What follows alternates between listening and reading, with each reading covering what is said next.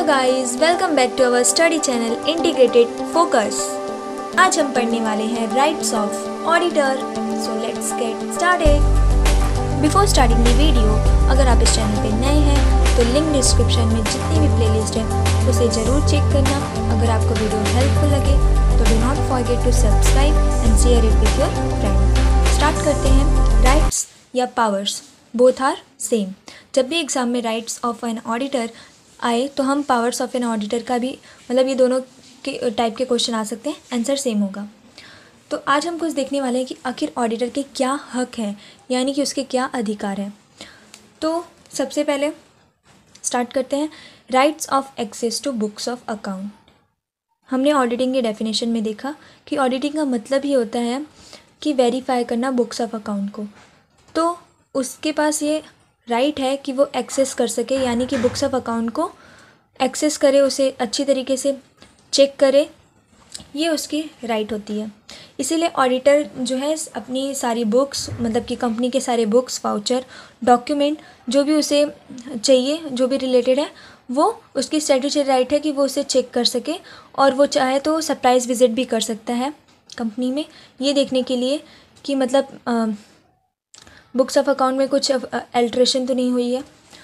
तो अब हम सेकंड राइट देखते हैं। Right to obtain information and explanation.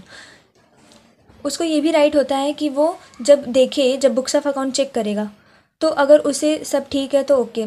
अगर कुछ उसको सस्पिशियस है किसी एंट्री के रिगार्डिंग, तो वो क्या करेगा, उसके रिगार्डिंग इन्फॉर्मेशन की इंक्वायरी करेगा, क्लाइंट से उसके बारे में एक्सप्लेनेशन मांगेगा कि मुझे इसके वाउचर इस एंट्री के वाउचर नहीं मिले हैं, मुझे इसकी एक्सप्लेनेशन चाहिए कि इसकी अमाउंट इतनी आई है तो ये कैसे आई है, इसका ऑथेंटिसिटी क्या है, वैलिडिटी क्या है। तो इसके रिगार्डिंग ये इसकी राइट होती है ऑडिटर की कि वो इन्फॉर्मेशन ले सकता है। थर्ड राइट है हमारा राइट टू मेक रिपोर्ट। यानी कि ऑडिटर का हमने ड्यूटी में जिस तरीके से देखा कि उसे साइन करने का और सबमिट करने का, यानी कि रिपोर्ट को साइन करना और सबमिट करना ये ड्यूटी है, बट रिपोर्ट को बनाना ये उसका हक है, क्योंकि एक ऑडिटर के बिना और कोई ऑडिटिंग रिपोर्ट तैयार नहीं कर सकता कंपनी का। The auditor is required to make a report to the member of the company on the account examine by him on every balance sheet and profit and loss account. यानी कि वो जो भी balance sheet, profit and loss account को examine करेगा वो share holder के behalf पे, क्योंकि वो शेयर होल्डर का एजेंट होता है। तो उसके बिहाफ पे वो देखेगा कि उनके इंटरेस्ट में है कि नहीं, कंपनी के इंटरेस्ट में है कि नहीं, उस हिसाब से वो रिपोर्ट तैयार करेगा। अगर उससे कुछ भी फ्रॉड नज़र आया तो वो उसके हिसाब से रिपोर्ट बनाएगा, उसे भी मेंशन करेगा। Right to visit branches. यानी कि ऑडिटर को राइट है कि वो अपनी ब्रांच में भी विजिट कर सकता है। अगर ऑडिटर हेड ऑफिस में अपॉइंट हुआ है, इसका मतलब ये नहीं कि वो सिर्फ हेड ऑफिस के सारे ट्रांजैक्शन की एंट्री को कि चेक करेगा। उसके साथ ही साथ हेड ऑफिस के अंदर जितनी भी ब्रांचेस हैं उसको ये राइट है कि वो सारी ब्रांचेस को वो एक्सेस करे, वहाँ के बुक्स ऑफ अकाउंट को चेक करे, और पॉसिबल हो तो वहाँ पे जाए। और अगर वहाँ पे लोकल ऑडिटर है तो उससे कार्बन कॉपी मांगे, जो भी वाउचर, बुक्स ऑफ अकाउंट वहाँ के उसने रिपोर्ट तैयार की है उसके हिसाब से वो सारी चीज़ों को वो देख सकता है। तो हेड ऑफिस की, क्योंकि ब्रांचेस जो हैं वो किसको रिप्रेजेंट करती हैं, हेड ऑफिस को, तो अगर ब्रांच में फ्रॉड हुआ तो ये ऐसा नहीं माना जा सकता कि ऑडिटर अगर हेड ऑफिस में अपने काम को अच्छी तरीके से किया है तो वो इस बात के लिए नेग्लिजेंट ठहराया जा सकता है कि उसने ब्रांच में नहीं किया, क्योंकि ये उसका राइट भी है और एक तरह से ड्यूटी भी है कि वो ब्रांच के बुक्स ऑफ अकाउंट को उसे चेक करना होगा। फिफ्थ है, हम देखते हैं right to sign audit report. Audit report को साइन करने का भी ये हक है, क्योंकि बिना ऑडिटर के और कोई इसे साइन नहीं कर सकता।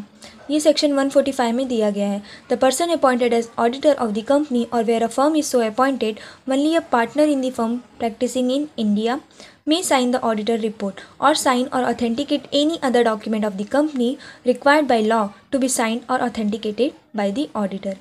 यानी कि जो भी केस है, या इंडिविजुअल है या फर्म है, वो तभी साइन कर सकता है जब उसके पास सीए की सर्टिफिकेट हो और वो रेजिडेंट ऑफ इंडिया हो। फिर हम देखते हैं sixth right to receive notice and other communication relating to general meeting and attended them. यानी कि कोई भी अगर जनरल मीटिंग हो रही है तो उसमें जो कंपनी का डायरेक्टर है उसे नोटिस देनी पड़ती है ऑडिटर को कि यहाँ पे मीटिंग हो रही है और आपको प्रेजेंट होना है। अगर कोई भी हम डिसीज़न ले रहे हैं क्योंकि वो शेयर होल्डर को अफेक्ट करती है और शेयर होल्डर के बारे में कुछ भी हुआ तो ऑडिटर जो रिपोर्ट तैयार करता है वो कंपनी के रिजोल्यूशन को भी चेक करता है, तो उसको उसकी प्रेजेंट ही रहना भी ज़रूरी है ताकि वो मतलब कि देख सके कि हाँ डिसीज़न जो है सही लिए जा रहे हैं या नहीं।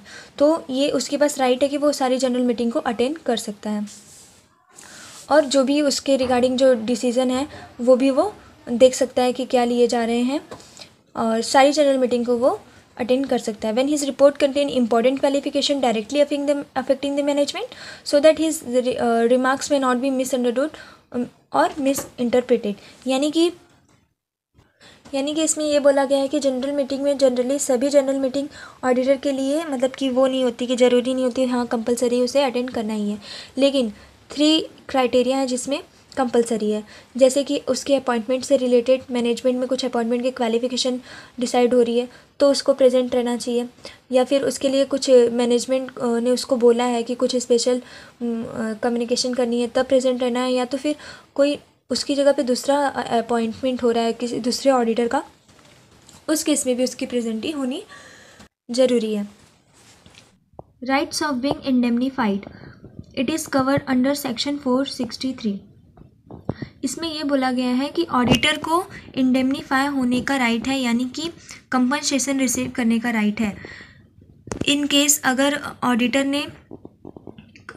ने कुछ गलत रिपोर्ट पे साइन कर दिया जिसकी वजह से शेयर होल्डर ने बिलीव करके उसमें इन्वेस्ट कर दिया, और या फिर ऑडिटर के ऊपर केस हुआ था नेग्लिजेंट का बट वो नेग्लिजेंट नहीं था, कोर्ट ने उसके फेवर में डिसीजन दिया एट लास्ट, तो उसको जो भी एक्सपेंस हुए उसके कोर्ट में मतलब कि लीगल चार्जेस वगैरह जो भी हुए कोर्ट में इतने दिनों से उसको प्रूफ करने में कि हाँ मैं सही हूँ, उसके लिए वो एक्सपेंस उसको रिसीव करने का हक है। इसे ही कहते हैं rights of being indemnified. Right to have legal and technical advice, in कुछ ऐसी फील्ड होती हैं जिसमें सीए जो है एक्सपर्ट नहीं होता, लाइक एक इंजीनियर का काम सीए नहीं कर सकता, तो आर्किटेक्ट का काम जो भी है किसी ऐसी बिल्डिंग की वैल्यू निकालना ये काम सीए नहीं कर सकता, उसके लिए उसको किसी के एडवाइस पे डिपेंड होना पड़ता है।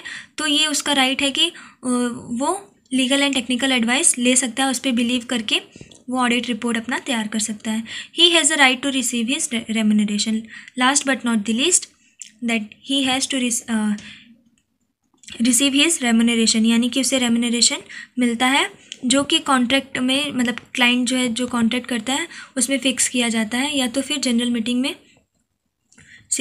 मीटिंग में डायरेक्टर के साथ उसे फिक्स किया जाता है at the time of appointment of auditor. Thanks for watching. Please like share and subscribe my video.